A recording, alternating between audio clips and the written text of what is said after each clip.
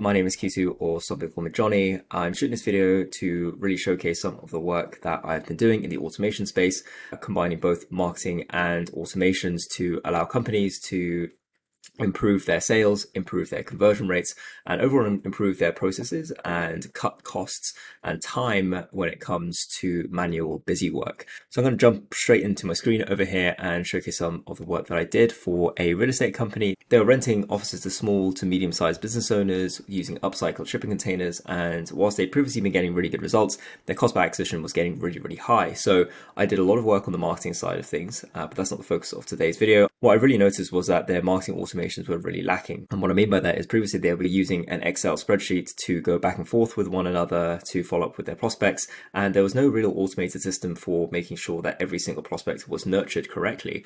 And so what I did is I implemented a full on funnel, as you can see here, depending on what actions a prospect would take. So we were running a lot of ads at that point, and we were taken to a certain landing page, and based on what action they took, whether they requested a viewing or they requested a callback, it would guide them down different parts of the funnel and also provide some various automation triggers so that, if they actually decide to book in a call, it would update the email sequence, tag them as a different type of prospect, and give the sales team a much more concrete view of where everything was happening.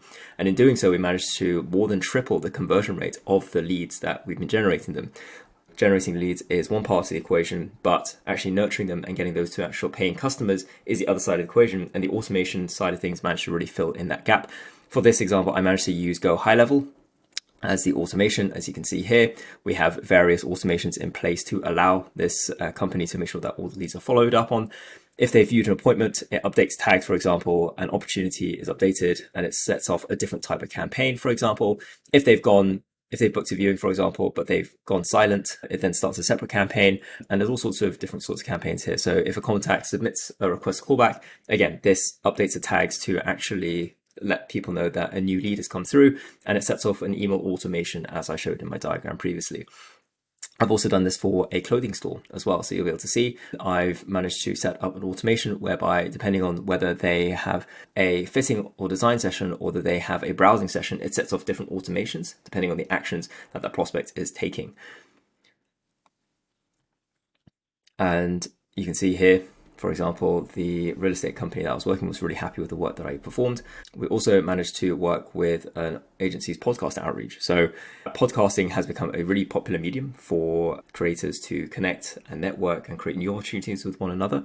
However, reaching out to these people can be quite time consuming, and it requires a lot of manual steps, and it can lead to a lot of missed calls or missed appointments simply because certain steps are missed out in the process. So what we did is sat down and mapped out every single process that happens when you're trying to do podcast outreach, and this allowed us to figure out, okay, what parts can we automate here and what parts have to be done by a human.